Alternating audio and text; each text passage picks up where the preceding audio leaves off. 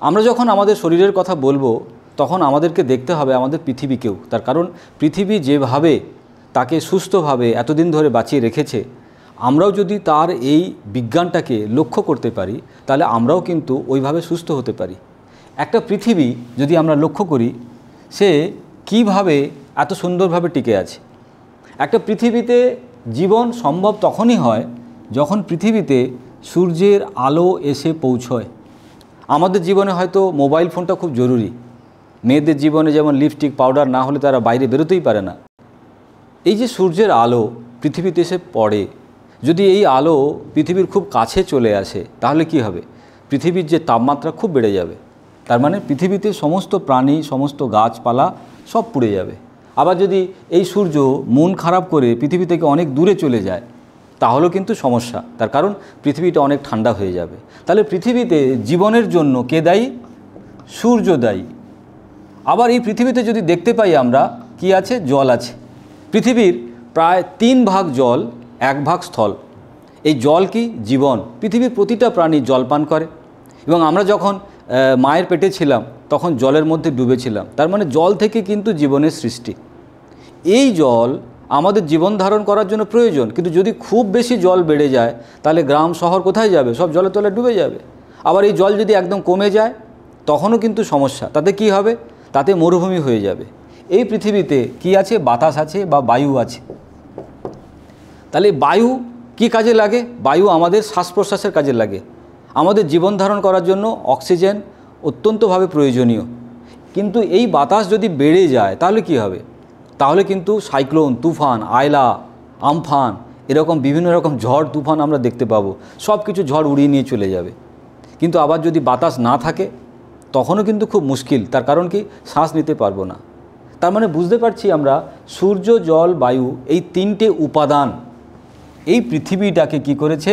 একটা ছন্দে রেখেছে বা ব্যালেন্সে রেখেছে। এই যে পৃথিবী যেভাবে সূর্য, জল, বায়ু তাদের একটা ছন্দ দিয়ে পৃথিবীকে ধরে রেখেছে, আমরা যদি আমাদের মানুষের শরীরকে দেখতে পাই সেই শরীরের মধ্যেও কিন্তু এই একই জিনিস বিদ্যমান।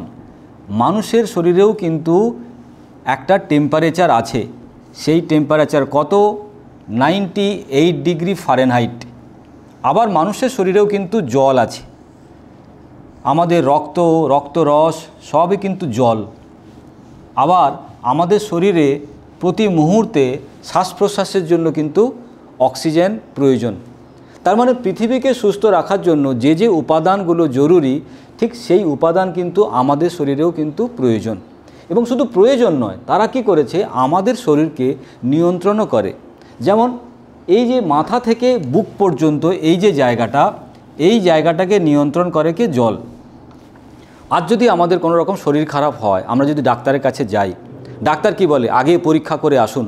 কিন্তু আজ থেকে 5,500 বছর আগে আয়ুর্বেদা শাস্ত্র কি বলেছে? প্রবলেমটা কোথায় বলুন। যদি প্রবলেম গলায় হয় তাহলে তারা কিন্তু বলে দেবে এটা জলের জন্য। আমি একটা উদাহরণ দিয়ে বুঝিয়ে বলি। ভাবুন এই যে বৃষ্টির সময় যদি আপনি খুব বৃষ্টিতে ভিজে যান তাহলে কি আপনার হাঁটুর যন্ত্রণা হবে? একদমই নয়। আপনার গলায় ব্যথা হবে, সর্দি হবে, মাথার যন্ত্রণা করবে। কোথায় হচ্ছে? সব কিন্তু এই জায়গায়, মাথা থেকে বুক পর্যন্ত। তার মানে এই জায়গাটাকে নিয়ন্ত্রণ করে কে? জল। আবার এই যে বুক, এই বুক থেকে নাভি পর্যন্ত এই যে জায়গাটা, এই জায়গাটাকে নিয়ন্ত্রণ করে উত্তাপ। আমাদের পেটের ভেতরে বিভিন্ন রকম অ্যাসিড যারা কিনা আমাদের খাদ্যকে হজম করার জন্য কাজে লাগায়। সুতরাং অনেক সময় আমরা শুনেছি না যে খেতে খেতে জল খাবে না। কেন? তার কারণ জল যখন খাবো তখন ওই পেটের যে অগ্নি বা আগুন ঠান্ডা হয়ে যাবে। তাহলে কি হবে? খাওয়া দাওয়া হজম হবে না। আর খাওয়া দাওয়া যদি হজম না হয় তাহলে আমার শরীরে রস তৈরি হবে না। আর রস তৈরি না হলে আমার শরীরের ইমিউনিটি কি হবে? কোশ্চেনেবল। সুতরাং আমার শরীর কিন্তু খারাপ হয়ে যাবে। তার মানে খেতে খেতে জল খাওয়া যাবে না। আর খেতে খেতে অনেকে দেখবেন কোল্ড ড্রিঙ্কস খায়, ঠান্ডা আইসক্রিম খায়। এই যে জায়গাটা, এই জায়গাটাকে নিয়ন্ত্রণ করে কে? বায়ু। বায়ু মানে বাতাস। আমাদের হাঁটু, আমাদের পা, আমাদের কোমর, আমাদের কোলন সমস্ত কিছুকে কিন্তু ডোমিনেট করছে কে? বায়ু। আয়ুর্বেদিক ভাষায় এই বায়ুকে বলা হয় ভাতা, আর তাপকে বলা হয় পিত্ত, জলকে কি বলা হয়? কাফা। ঠিক একই রকমভাবে পৃথিবীর ক্ষেত্রে যদি দেখি, সূর্য মানে পিত্ত, জল মানে কাফা অ্যান্ড বায়ু মানে ভাতা। তার মানে পিত্ত কাফা ভাতা তাদের একটা সম্পর্ক সুস্থ পৃথিবীর জন্ম দিয়েছে। আমাদের শরীরে কাফা পিত্ত ভাতা একটা সুন্দর ছন্দ একটা সুস্থ শরীরের জন্ম দিয়েছে। মডার্ন মেডিকেল সায়েন্স বলে মানুষের শরীর নাকি 8,500 রকমভাবে অসুস্থ হতে পারে। কত রকমভাবে? 8,500 রকমভাবে। মানে meningitis, pharyngitis, arthritis, cancer, ulcer, jaundice. কিন্তু আয়ুর্বেদা কি বলে? শুধুমাত্র শরীরে যদি বায়ু বাড়ে বা ভাতা বেড়ে যায় তাহলেই কিন্তু আপনাদের শরীর খারাপ হবে। মানে শুধুমাত্র বায়ু বেড়ে যদি, ভাতা বেড়ে যদি পিত্তের সঙ্গে মেশে, দ্যাট ইজ কল্ড ভাতা পিত্তের প্রবলেম। ভাতা বেড়ে যদি কাফার সঙ্গে মেশে তাহলে কিন্তু কাফা ভাতার প্রবলেম। তার মানে আমাদের শরীরের যত রকমের রোগ, সমস্ত রোগের জন্য কে দায়ী? ভাতা বা বায়ু দায়ী। এখন লক্ষ টাকার একটা কোশ্চেন যে আমাদের শরীরে বায়ু কেন বাড়ে? আমাদের শরীরে বায়ু বাড়ে আমাদের খাবার দাবারের জন্য। আমাদের খাবার দাবারের জন্য যখন আমরা ভুল খাবার খাই, যখন আমরা বেশি খাবার খাই, যখন আমাদের খিদে নেই তাও আমরা খেয়েছি, এরকম হতে পারে। অনেক সময় হয় আবার এমন খাবার খেয়েছি যে খাবারের মধ্যে কোনো ডিএনএ নেই। ডিএনএ মানে কি? ডিএনএ মানে হচ্ছে খাবার দাবারের ঠিকানা। যেমন আপনাকে যদি চিঠি পাঠাতে হয় তাহলে আপনার অ্যাড্রেসটা আমাকে জানতে হবে, সেখানে pincode, care of, address, village, PS এগুলো সমস্ত কিছু লিখতে হবে। এবার ভাবুন পোস্টমাস্টার ওই চিঠিটা নিয়ে যাচ্ছে, তার নাম বেলা বোস। সে কে? সে আমার গার্লফ্রেন্ড। তাহলে বেলা বোসের কাছে আমি চিঠি লিখেছি তার অ্যাড্রেস লিখে সমস্ত কিছু করে, কিন্তু বৃষ্টিতে কি হয়েছে, ওই বেলা বোস যে ছিল ওই বোসটা কোনো কারণে মুছে গেছে। ভাবুন যেখানে চিঠিটা নিয়ে পোস্টমাস্টার যাচ্ছে সেখানে বেলা নামে আর একজন থাকে, সে কে? বেলা রায়। তার বয়স কত? তার বয়স 70 বছর, একজন বিধবা ভদ্র মহিলা। এবার ভাবুন আমার গার্লফ্রেন্ড কোথায় 22 বছরের বয়স, কোথায় বৃদ্ধ ভদ্রমহিলা যার বয়স 70 বছর। তাহলে ভুল করে চিঠিটা কি করবে? পোস্টমাস্টার তার কাছে দিয়ে চলে আসবে। তাহলে আমার গার্লফ্রেন্ডের চিঠি যদি ওই বৃদ্ধ ভদ্রমহিলার কাছে গিয়ে পৌঁছয় তাহলে কোনো রেজাল্ট নেই। ঠিক তেমনি আমরা যখন কোনো খাবার খাই না, সেই খাবারের মধ্যে তাদের অ্যাড্রেস থাকে, ডিএনএ। খাবারের স্বাদ, খাবারের গন্ধ, খাবারের ফাইবার, সেগুলো কি শরীর তাকে চিনতে পারে। তাহলে যখন আমরা ভুল খাবার খাই, বেশি খাবার খাই, খিদে নেই এমন খাবার খেয়েছি কিংবা ডিএনএ বিহীন খাবার খেয়েছি, সেই খাবারটা কি হয়? আমাদের যে শরীরের কোলন, সেই কোলনে এসে জমা পড়ে থাকে, হজম হয় না। কেন? তার কারণ শরীর তাকে চিনতে পারেনি। কেন সেটা বেশি, কেন সেটা ভুল। তাহলে সেই খাবারটা যখন আমাদের শরীরে এসে জমে পড়ে থাকবে, আর পড়ে পড়ে কি হবে? সেই খাবারটা পচতে থাকবে। যখনই এই খাবারটা আমাদের কোলনের ভেতরে পচতে থাকবে তখন কি হবে? আমাদের শরীরের ভেতরে থাকা মিউকাস মেমব্রেন, আপনি যদি জিভ দিয়ে এই গালের ভেতরে ঘষেন দেখবেন একটা হড়হড়ে একটা জায়গা পাচ্ছেন। ঠিক তেমনি আমাদের কোলনের ভেতরে ওর একটা হড়হড়ে দেওয়াল আছে যেটাকে বলছি আমরা মিউকাস মেমব্রেন। যখন খাবারটা পচে যায় তখন এই মিউকাস মেমব্রেনটা গলে গলে বেরিয়ে আসে, তৈরি করে কি? আমা, যাকে আমরা বাংলা ভাষায় বলি আমাশা। তাহলে এই যে আমা, সে কি করে? আমার রক্তের সঙ্গে মিশে যায় এবং যাকে আমরা বলছি টক্সিন বা শামা, এবং তার ফলে এই এলাকায় ভয়ঙ্কর একটা বায়ু বেড়ে যায়, ভয়ঙ্কর বায়ু। এবং এই বায়ু বেড়ে গিয়ে যদি বুকে বাড়ি মারে তাহলে আমার বুকের প্রবলেম, আমার বুকের ব্যথা হবে, বুকের যন্ত্রণা হবে। এই সময় যদি আমি ডাক্তারের কাছে যাই, ডাক্তারবাবু কি বলবে? আপনি আগে পরীক্ষা করুন, আপনার হার্ট ব্লক হয়ে গেছে, কিংবা আপনার হার্টের অপারেশন করতে হবে, কিংবা আপনার হার্টে স্টেন লাগাতে হবে। এটা হয় কি হয় না? তার মানে প্রবলেমটা কোথায় আছে? প্রবলেমটা হয়েছে আমার নিচে বা কোলনে, আর ট্রিটমেন্টটা কোথায় হয়ে গেল? বুকে। সুতরাং সারা জীবন আপনার বুকের অপারেশন করার পরেও কিন্তু ওই যন্ত্রণাটা কোনোদিন সমস্যার সমাধান হবে না। তার কারণ মডার্ন মেডিকেল সায়েন্স কী করে? সিমটমস ওরিয়েন্টেড ট্রিটমেন্ট করে। সিমটমস মানে কি? আগুন লেগেছে এখানে, ধোঁয়া উঠছে এখানে, সুতরাং সিঁড়ি নিয়ে পৌঁছে গেছে ডাক্তাররা তাদের ধোঁয়া সাফ করার জন্য। কারণ তাদেরকে এটাই পড়ানো হয়েছে। আগুনটা নিভিয়ে দিলে যে ধোঁয়াটার আর পরিষ্কার করার দরকার ছিল না সেটা কিন্তু তারা জানে না। এই প্রেশার যদি আপনার গলায় গিয়ে প্রেশার ক্রিয়েট করে তাহলে থাইরয়েড। যদি এই প্রেশার আপনার মাথায় গিয়ে প্রেশার ক্রিয়েট করে দ্যাট ইজ কল্ড মাইগ্রেন। আর যদি এই প্রেশার আপনার হাঁটুতে এসে প্রেশার ক্রিয়েট করে তার মানে আর্থারাইটিস। আবার যদি এই প্রেশার আপনার পেছনে গিয়ে প্রেশার ক্রিয়েট করে, ডাক্তাররা কি বলে L4 L5 বেঁকে গেছে। আসলে কেন বেঁকে গেছে? তার কারণ এত হাওয়ার প্রেশার এখানে গিয়ে ব্যথা হচ্ছে, যন্ত্রণা হচ্ছে, যাকে আমরা বলি সাইটিকা বাত।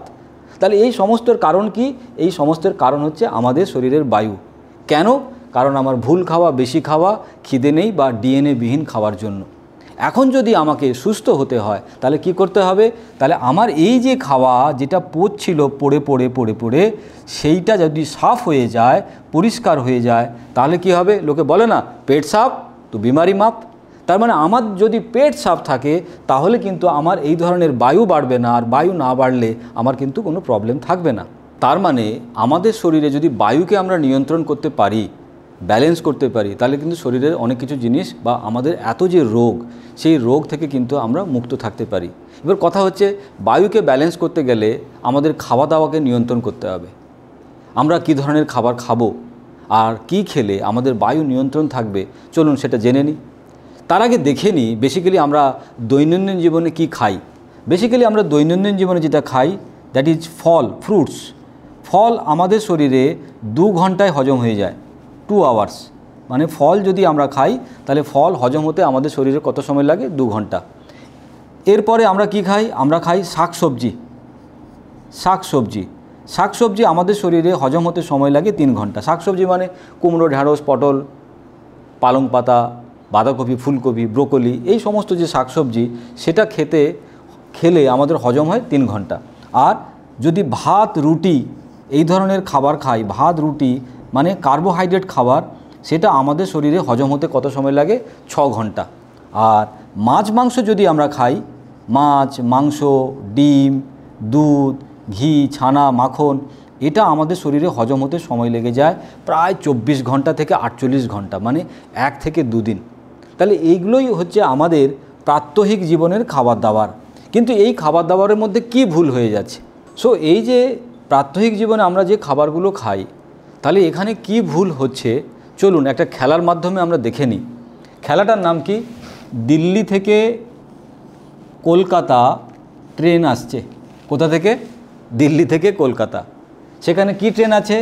সেখানে আছে মালগাড়ি, খুব আস্তে আস্তে চলে, জানি মালগাড়ি। আর কি আছে? Local train. লোকাল ট্রেন একটু দ্রুত চলে। আর আছে রাজধানী এক্সপ্রেস। রাজধানী এক্সপ্রেস খুব দ্রুত চলে, রাজধানী এক্সপ্রেস। তো এই 3টে ট্রেন একটা ট্রেন লাইন দিয়ে চলবে। আপনি কিভাবে এই 3টে ট্রেনকে একটা ট্র্যাকে চালাবেন? তাহলে প্রথমে যদি আপনি ভুল করে মালগাড়িকে ছেড়ে দেন তাহলে কি হবে? মালগাড়ি আস্তে আস্তে আস্তে যাবে। আর এরপরে যদি আপনি রাজধানীকে ছাড়েন তাহলে কি হবে? রাজধানী তো ওর উপরে গিয়ে স্পিডে গিয়ে ঘাড়ের উপর উঠে পড়বে, ভীষণ অ্যাক্সিডেন্ট। তাহলে যদি আপনাকে একই ট্র্যাকে 3টে ট্রেনকে চালাতে হয় তাহলে প্রথমেই কিন্তু আপনাকে ছাড়তে হবে কাকে? রাজধানী এক্সপ্রেসকে। রাজধানী এক্সপ্রেস সবার আগে বেরিয়ে যাবে, দেখুন পেছনের রাস্তা খালি। তখন আপনি বুদ্ধি করে কি করবেন? লোকাল ট্রেনকে ছাড়বেন, লোকাল ট্রেন তার পেছনে পেছনে যাবে, আর মালগাড়ি সবার পেছনে পেছনে। তাহলে দেখুন একই ট্র্যাকে 3টে ট্রেন কিন্তু চলছে কোনো দুর্ঘটনা ছাড়া। এবারে আপনি বলুন তো, এই যে আমাদের ফল, শাকসবজি, ভাত, রুটি, এটাকে যদি আমাদের মুখ থেকে এই কোলন 30 ফিটের এই যে দূরত্ব যদি ধরে নিই এটাই আমাদের ট্রেন লাইন, তাহলে এই ট্রেন লাইনে যদি আমাকে ট্রেন চালাতে হয় তাহলে কাকে আমি চালাবো? আমার খাবার দাবারের মধ্যে রাজধানী এক্সপ্রেসকে, আমার খাবার দাবারের মধ্যে রাজধানী এক্সপ্রেসকে ফল। তার কারণ 2 ঘন্টায় হজম হয়ে যায়। তাহলে 2 ঘন্টায় রাজধানী যদি হজম হয়ে যায় তাহলে কাল থেকে সকালবেলা খিদে পেলে খালি পেটে কী খেতে হবে? ফল খেতে হবে। কিন্তু আপনি ফল কখন খান? ভরা পেটে ফল, খালি পেটে জল। কারা শিখিয়েছে? আমাদের মা ঠাকুমারা। আর সে কারণেই দলে দলে হসপিটালে চল, তারপরে শ্মশান ঘাটে চল। বুঝতে পেরেছেন? তাহলে যারা এই শ্লোকটা তৈরি করেছিল তারা তাদের সুবিধার জন্য তৈরি করেছিল। তার কারণ ওটা করলেই, ভরা পেটে ফল আপনি খেলেই আপনি কিন্তু অসুস্থ হবেন। কেন? কারণ ভরা পেটে ফল খেলে ফল ফ্রুক্টোজ, আর যখন আমরা ভাত, মুড়ি, রুটি এদের পরে খাচ্ছি, ভাত, মুড়ি, রুটি মানে কার্বোহাইড্রেট, তাহলে কার্বোহাইড্রেটের পরে যদি ফ্রুক্টোজ খাওয়া যায় আমার পেটের মধ্যে একটা ফার্মেন্টেশন প্রসেস চলে, তার ফলে ভয়ঙ্কর গ্যাস, এবং এই গ্যাস যদি আমার বুকের ওপর বাড়ি মারে তাহলে আমার হার্ট অ্যাটাক, আর যদি মাথায় গিয়ে বাড়ি মারে তাহলে কি হবে? আমার স্ট্রোক। যদি আপনি মারা যান তো কাহানি খতম, আর যদি বেঁচে যান সারা জীবন প্যারালাইসিস। ডাক্তাররা কি বলে, ইস 1 ঘন্টা এলে বাঁচিয়ে দিতে পারতাম। 1 ঘন্টা আগে গেলেও 1 ঘন্টা পরে গেলেও আপনি বাঁচতে পারতেন না। তার কারণ কি, আপনার এই মৃত্যুর জন্য কে দায়ী? আপনার ভুল খাওয়া, ভুল সময়ে। তার মানে একটা মানুষ যদি সঠিক সময়ে সঠিক খাবার খেতে পারে তাহলে সে তার হার্ট অ্যাটাক থেকে, তার ওই ব্রেন স্ট্রোক থেকেও সে কিন্তু বাঁচতে পারে। সুতরাং এবার থেকে যখনই আমাদের খিদে পাবে আমরা কি করব? আমরা খালি পেটে ফল খাবো। এরপরে খিদে পেলে আমরা কি খাবো? শাকসবজি খাবো। এরপরে খিদে পেলে আমরা কি করব? ভাত, রুটি, মুড়ি এগুলো খাবো। এবার দেখুন, বারবার আমি একটা কথা আপনাদেরকে ব্যবহার করছি, খিদে পেলে খাবেন। কারণ খিদেটা কি? খিদেটা হচ্ছে আমাদের শরীরের একটা সিগন্যাল। কারণ শরীর বলছে আই এম রেডি, আমাকে খেতে দাও। তাহলে সেই সময় যদি কেউ খাবার খায় তাহলে সেই খাবারটা কিন্তু হজম হতে পারে। কিন্তু যদি শরীর বলছে আমার খিদেই পায়নি, তখন যদি আমি খাবার খাই তাহলে আমার শরীরে কিন্তু খাবারটা হজম হবে না, আমার শরীরে কিন্তু খাবারটা পচতে থাকবে, তার ফলে বায়ু তৈরি হয়ে যাবে। যেমন আমার শরীরে ঘুম পেলে ঘুমোতে হবে, বাথরুম পেলে টয়লেটে যেতে হবে, জল তেষ্টা পেলে জল খেতে হবে। যদি আপনি শরীরের এই নিয়মগুলো না মানেন তাহলেও কিন্তু আপনার শরীর খারাপ হবে। তার মানে আমাদের শরীরকে যদি আমরা মনে করি এটা আমাদের পৈতৃক সম্পত্তি তাহলে কিন্তু খুব মুশকিল ব্যাপার। তার কারণ শরীরের জন্য আমরা বেঁচে আছি। আমরা যদি নিয়মিতভাবে শরীরকে সহযোগিতা না করি তাহলে শরীর কিন্তু একদিন আমাকে ছেড়ে চলে যাবে। সেই জন্য আপনাকে কি করতে হবে? খিদে পেলেই খেতে হবে। তাহলে আমরা ফল খেলাম খালি পেটে, তারপরে খিদে পেলে আমরা শাকসবজি খাচ্ছি, শসা, গাজর, বিট, টমেটো। এরপরে আমরা চাইলে একটু ভাত রুটি খেতে পারি, কার্বোহাইড্রেট চেষ্টা করব কমপ্লেক্স কার্বোহাইড্রেট খাবার। কিন্তু মাছ মাংস আমাদের জন্য খাবার নয়। কাদের খাবার? কুকুরের, বাঘের, সিংহের। কারণ প্রকৃতি তাদের মাংসকে ছিঁড়ে খাওয়ার জন্য বড় বড় দুটো দাঁত দিয়েছে, হাতে বড় বড় থাবা দিয়েছে, পায়ে নখ দিয়েছে। তার মানে তারা মাংসকে ছিঁড়ে খেতে পারে। আপনি মাংস ছিঁড়ে খেতে পারবেন? বটি কাটারি ছাড়া সম্ভব নয়। সুতরাং মাংস আমাদের খাবার নয়। যারা মাংস খায় তাদেরকে বলা হয় কার্নিভোরাস অ্যানিম্যাল, তার মানে তারা মাংসাশী প্রাণী। আর যারা শাকসবজি খায় তাদেরকে বলা হয় হার্বিভোরাস অ্যানিম্যাল। আর মানুষকে কি বলে জানেন তো? ওমনিভোরাস। কে যে ভুল করে লিখে দিয়েছে আমি জানি না। বেসিক্যালি মানুষ কিন্তু ওমনিভোরাস নয়, মানুষ হচ্ছে হার্বিভোরাস প্রাণী। কারণ হার্বিভোরাস প্রাণীদের সঙ্গে মানুষদের অনেক মিল আছে। দাঁতের মিল আছে, আমাদের স্টমাকের মিল আছে, আমাদের লার্জ ইন্টেস্টাইনের মিল আছে, কিংবা আমাদের যে গাট সিস্টেম, গ্যাস্ট্রো ইন্টেস্টাইন ট্র্যাক, তার সঙ্গেও কিন্তু মিল আছে হার্বিভোরাস প্রাণীদের সঙ্গে। সুতরাং আজকে যদি আমি মাংস বেশি বেশি করে খাই আমি কিন্তু অসুস্থ হবই। কেন? কারণ মাংস খেতে গেলে প্রথম আপনার যেটা লাগবে সল্ট বা নুন। মাংস খেতে গেলে নুন লাগবে। দেখুন, বাঘ যখন মাংস খাবে সে কিন্তু আপনার বাড়িতে এসে বলবে না এক বাটি নুন দেবে ভাই, মাংস খাবো, বলবে না কিন্তু। কারণ সে ডাইরেক্ট হরিণটাকে ধরে আর খেয়ে নেয়, সে কিন্তু কোনো নুন মশলা কিচ্ছু মাখায় না। কিন্তু আপনি যদি মাংস খেতে চান তখন কিন্তু আপনার নুন লাগবে, চিনি লাগবে, মশলা লাগবে, অনেক কিছু জিনিস লাগবে। তার মানে নুন বেসিক্যালি আমাদের জন্য খাবার নয়। এবার আপনি বলবেন বললেই হলো আমি প্রতিদিন নুন খাই। তাই যদি হয়ে থাকে আপনি 1 চামচ নুন আপনি, আপনার ছেলে, আপনার স্ত্রী সবাই 1 মিনিট নিয়ে বসে থাকুন। কিছুক্ষণ পরে দেখবেন গালে ছালা পড়ে গেছে এবং ওখান থেকে রক্ত আসছে। এবার ভাবুন, যদি নুন আপনার জন্য বন্ধু হয়ে থাকে তাহলে মুখ থেকে কেন ছালা পড়বে? কারণ আপনার স্কিন বা আমাদের চামড়া নুন সহ্য করতে পারে না। আমরা সকাল থেকে রাত্রি অবধি কত নুন খাচ্ছি, কচুরি, পুরি, রুটি, ভাত, মাছ, সবজি সবেতেই নুন নুন নুন। তার মানে বস্তা বস্তা নুন খাওয়ার জন্যই কিন্তু আমাদের আজকে শরীরের অনেক কিছু প্রবলেম। এবং ব্লাড প্রেশার, সেটার জন্য ভয়ঙ্করভাবে দায়ী হচ্ছে নুন। তার কারণ নুন যদি আপনি খাবার টেবিলে 1 চামচ রেখে দেন, সকালে এসে দেখবেন সেটা নুন নেই, সেটা জল হয়ে গেছে। তাহলে নুন কি করেছে? প্রকৃতির এই জলকে অ্যাট্রাক্ট করে নিজে ধরে রেখে দিয়েছে, তার ফলে টেবিলে নুনের জায়গায় জল পড়ে আছে। আমরা যখন বেশি বেশি করে নুন খাই তখন কি করে? আমাদের শরীর জলকে অ্যাট্রাক্ট করে এবং তার ফলে কি হয়? আমাদের শরীরে ভাবুন 5 লিটার রক্ত। এবার অতিরিক্ত নুন খাওয়ার জন্য সেই রক্তের ভলিউম যখনই বেড়ে যায় অত পরিমাণ রক্ত আমাদের শরীরে থাকতে পারে না। তার ফলে কি হয়? একটা প্রেশার তৈরি হয়, that is call blood pressure. সুতরাং ব্লাড প্রেশার হলে লোকে বলে না বেশি বেশি নুন খাবেন না। কেন? তার কারণটা হলো এটা। এবারে চিনি আমাদের খাবার নয়, কারণ চিনি যখনই আমরা খাবো আমাদের শরীরে প্রচুর পরিমাণে চলে যাবে সালফার। সালফার মানে কি? বারুদ। ভাবুন, আতশবাজি, ঝুরঝুরি, চরখি, তুবড়ি, রং মশাল এসবে কি লাগে? সালফার লাগে। ভাবুন, আপনি চিনি দিয়ে কেক তৈরি করেছেন, হ্যাপি বার্থডে টু ইউ করেন না ছেলেদের হ্যাপি বার্থডে? এবার ভাবুন তাতে কী আছে, চিনি ভর্তি আছে। একটা ছোট্ট বাচ্চা চিনি খাচ্ছে, আপনি ভাবছেন তার জন্মদিন, তার আয়ু বড় হোক, আর তাকে দিচ্ছেন কি সালফার, তার আয়ু বড় কোথা থেকে, ছোট হবে। সুতরাং সকাল থেকে রাত্রি অবধি একটা মানুষ চায়ে চিনি, খাবারে চিনি, পায়েসে চিনি, সমস্ত রকম ফুডে এখন ধরনের চিনি পাওয়া যায়। তার মানে এই যে চিনি, সেগুলো কি সালফার, এবং সেই সালফার আমাদের শরীরকে গিয়ে আমাদের শরীরকে ক্ষতি করে দেয়। এই যে চিনির কল ভারতবর্ষে শুরু হয়েছিল কখন, যখন বিদেশিরা এই দেশে এসেছিল। দেশ স্বাধীন হয়ে গেছে আজ 78 বছর প্রায়, কিন্তু সেই চিনির কল থেকে গেছে। চিনির কল তো নয়, যেন গ্যাঁড়া কল।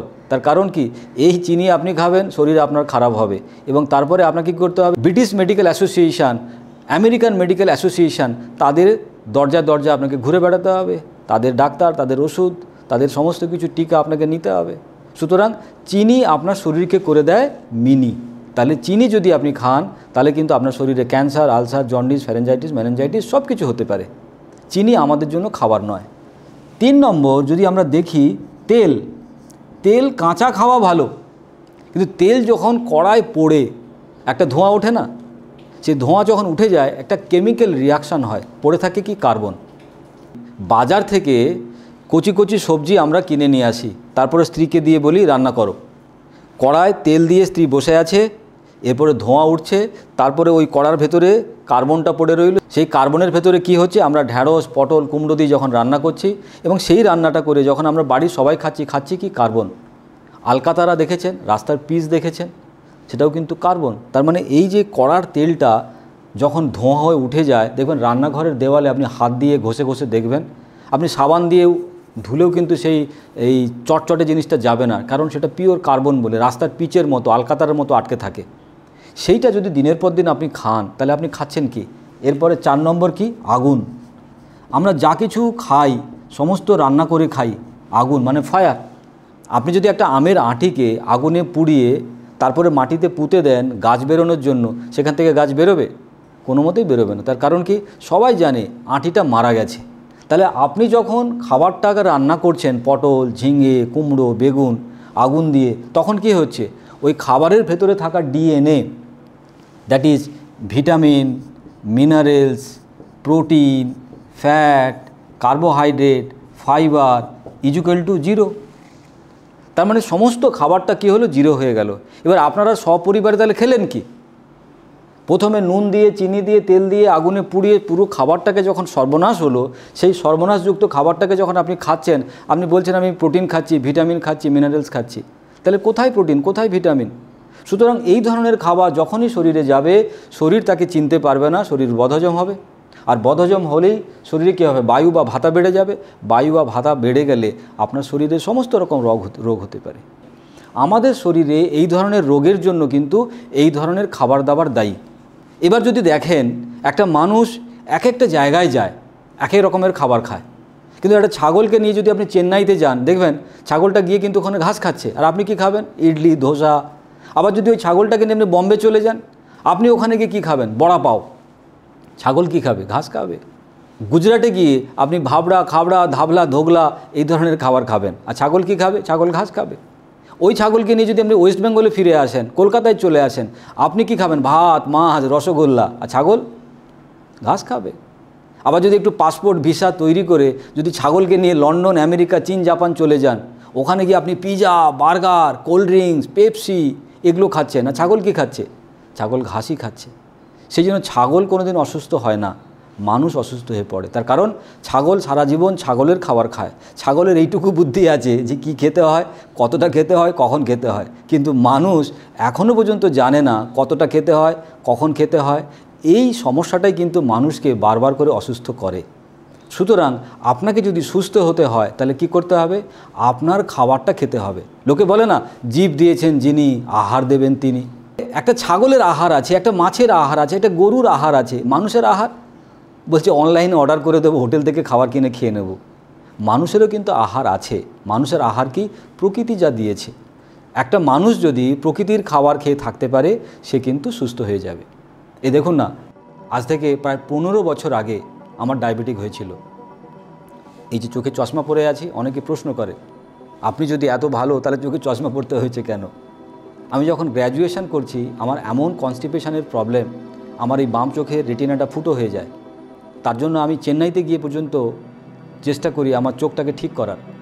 ডাক্তাররা অনেক রকম টেস্ট পরীক্ষা নিরীক্ষা করে বলে টক্সমোপ্লাজমা ভাইরাস, কিন্তু পরে যখন আমি আয়ুর্বেদা নিয়ে পড়াশোনা করেছি, রিসার্চও করেছি, তখন জানতে পেরেছি এসব টক্সমোপ্লাজমা ভাইরাস টাইরাস কিছু নয়।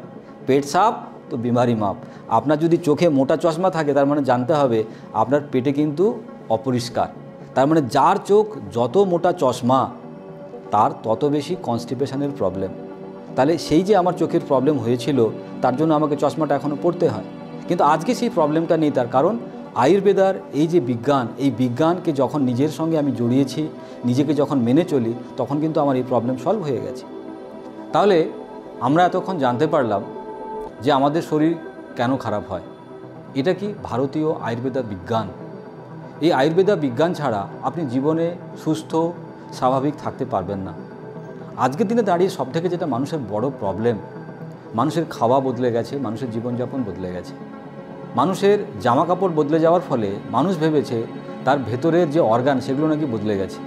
একটা ভাবুন তো, 1 লক্ষ বছর আগে যখন এই পৃথিবীতে মানুষ এসেছিল তখন মানুষ কি উলঙ্গ, জামা কাপড় ছিল না, ঘর বাড়ি ছিল না, রাস্তাঘাট ছিল না, মানুষ সব বানিয়েছে মানুষের বুদ্ধি দিয়ে। মানুষ অনেক উন্নত হয়েছে। তো এই উন্নতি সব কিন্তু বাইরের, শরীরের ভেতরে কিন্তু কোনো উন্নতি ঘটেনি। সেদিনও যেমনভাবে নিঃশ্বাস নিতাম, সেদিনও যেমনভাবে আমাদের খাওয়া দাওয়া হজম হতো, সেদিনও যেমন 9 মাস 10 দিন লাগতো একটা পৃথিবীতে বাচ্চা আসতে, আজও কিন্তু তাই লাগে। আজকে রাষ্ট্রপতির বাচ্চা খুব দ্রুত, আর একজন রিক্সা চালায় তার বাচ্চা খুব ধীরে ধীরে আসবে, এরকম কিন্তু নয়। তার মানে প্রকৃতির কাছে সবাই কিন্তু সমান। যেমন প্রচুর টাকা থাকলে আপনি সুস্থ হতে পারবেন না। ভাবুন তো মাইকেল জ্যাকসনের ব্যাপার, 50টা ডক্টর নিয়ে ঘুরে বেড়াতো, কি সে দীর্ঘদিন বাঁচবে, 120 বছর বেঁচে থাকবে, 48 বছর বয়সে মারা গেল। তার কারণ পয়সা তাকে বাঁচাতে পারেনি। তার কারণ তার জীবনযাপন ছিল কি মেডিসিন নির্ভর, ডক্টর নির্ভর, প্রকৃতি নির্ভর ছিল না। তার মানে শরীরের সঙ্গে প্রকৃতির সম্পর্ক। মানুষ যদি প্রকৃতির সঙ্গে থাকে, প্রকৃতির দেওয়া খাবার দাবার খায়, তাহলে কিন্তু মানুষ 100 বছর 120 বছর বাঁচতে পারে। যদি ব্লু জোন সায়েন্সের কথা আপনি শোনেন, পৃথিবীতে এরকম 5খানা জায়গা আছে যেখানে মানুষ আজও পর্যন্ত বিনা ওষুধ, বিনা ডাক্তার, বিনা চিকিৎসা 120 বছর বাঁচে। কারণ তারা প্রকৃতির সঙ্গে থাকে, প্রকৃতির খাবার দাবার খায়। আজকের দিনে দাঁড়িয়ে সবথেকে যেটা বড় সমস্যা হয়েছে মানুষের বিশ্বাস। বিশ্বাস কেমন জানেন? অন্ধ। কারণ বিশ্বাস দিয়ে পৃথিবীতে কোনো কিছুই হয় না। বিশ্বাস সবসময় অন্ধ হয়, আর অন্ধ বিশ্বাস মানুষকে কোনোদিন সুস্থ রাখতে পারে না। মানুষকে বাঁচতে হবে মানুষের বিবেক দিয়ে, মানুষের চেতনা দিয়ে। ওই একটা গল্প ছিল না, মুসলমানের হুকোতে নাকি চুমুক দিলে হিন্দুরা তাদের জাত চলে যায়, হিন্দুরা নাকি খ্রিস্টানদের হুকোতে চুমুক দিলে তাদের জাত চলে যায়। একটা ছোট্ট বাচ্চা সকালবেলা উঠে ওই হিন্দুর হুকো, মুসলমানের হুকো, খ্রিস্টানের হুকো একবার টান মেরে মেরে দেখছে জাত যায় কিনা। তারপর দেখলো জাত যায়নি। তার নাম কি জানেন? বিবেকানন্দ। কারণ সে বিবেক দিয়ে, চেতনা দিয়ে দেখেছে। আপনার নামও বিবেকানন্দ হতে পারে যদি আপনি চেতনা দিয়ে দেখেন, চেতনা দিয়ে দেখতে পারেন। আজকের দিনে দাঁড়িয়ে সবথেকে বড় সমস্যা, মানুষের শরীর খারাপ হলেই মানুষ ডাক্তারের পেছনে গিয়ে লুকিয়ে পড়ে। মানুষ ভাবে ডাক্তারের পেছনে লুকোলেই বুঝি আমার সমস্যার সমাধান হয়ে যাবে। কিন্তু ডাক্তারের পেছনে আপনি লুকোলে আপনার প্রবলেম কোনোদিন সলভ হবে না, বরং একটার পর একটা বেড়েই যাবে। আপনাকে রোগের সামনে দাঁড়াতে হবে, রোগটাকে আপনাকে চ্যালেঞ্জ করতে হবে। অনেক সময় বলে না ডাক্তারবাবু যে আপনাকে অনেক শক্ত হতে হবে, কারণ ডাক্তারবাবুও জেনে গেছে যে তার ওষুধে কোনো কাজ করছে না। তখন মনকে শক্ত করতে বলা হয়। অনেক সময় অনেক শক্তিশালী মানুষ কিন্তু মনের জোরে ওই রোগ থেকে মুক্ত হয়ে বেরিয়ে আসে। কিভাবে সম্ভব? সম্ভবটাই এটাই, প্রকৃতির মধ্যে তার শক্তি লুকিয়ে আছে, প্রকৃতির মধ্যে তার ইমিউনিটি পাওয়ার লুকিয়ে আছে। সুতরাং আজকের দিনে দাঁড়িয়ে আপনাকে এবং আমাকে চেতনা দিয়ে বাঁচতে হবে। চেতনা কি? চেতনা হচ্ছে আপনার শরীর টিকে থাকবে শুধুমাত্র প্রাকৃতিক আহারে। যদি প্রকৃতির আহার খান তবেই সুস্থ, আর যদি প্রকৃতির আহার না খান তাহলে অসুস্থ। এখন তো আবার ফাস্ট ফুডের চল। ফাস্ট ফুড মানে জানেন? জীবনের শেষ খাবার, মানে শেষ দিন যাওয়ার জন্য খুব দ্রুত আপনাকে পৌঁছে দেবে যে খাবার, তার নাম ফাস্ট ফুড। আজকে প্রতিটা পরিবারে fast food, fast food, fast food. সুতরাং এই ফাস্ট ফুডের চক্করে আপনার এবং আমার জীবন ডায়াবেটিক, আলসার, ক্যান্সার এই সমস্ত রোগে ভরে চলেছে।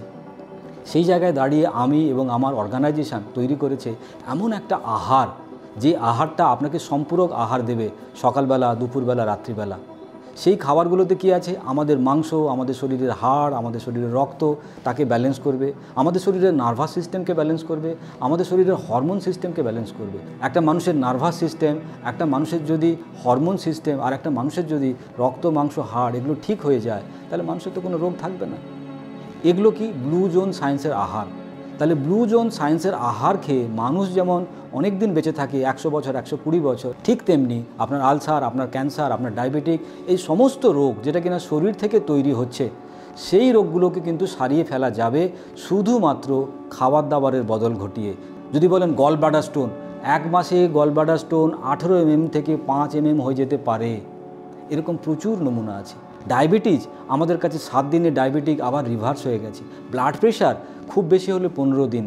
অনেকে বলছে আমার 90% ব্লকেজ, এক্ষুনি অপারেশন করতে হবে, ডাক্তার বলেছে, নাহলে নাকি আমার হার্ট অ্যাটাক হয়ে যাবে। 1 মাস সময় আছে আপনার কাছে, without any operation, without any medicine 1 মাসের মধ্যে আপনার ট্রাইগ্লিসারাইড লেভেল, আপনার কোলেস্টেরল এবং আপনার 90% ব্লকেজকেও ঠিক করে ফেলা যায় শুধুমাত্র সঠিক খাবার দাবারের মাধ্যমে। দীর্ঘদিন ধরে আমরা এই কাজটাই করে চলেছি। অনেকে হয়তো মনে করবে আমি মডার্ন মেডিকেল সায়েন্স বিরোধী, একদমই নয়। তার কারণ মডার্ন মেডিকেল সায়েন্স আমাদের ইমার্জেন্সি অনেক ট্রিটমেন্ট আছে যেখানে আমাদের সহযোগিতা করে।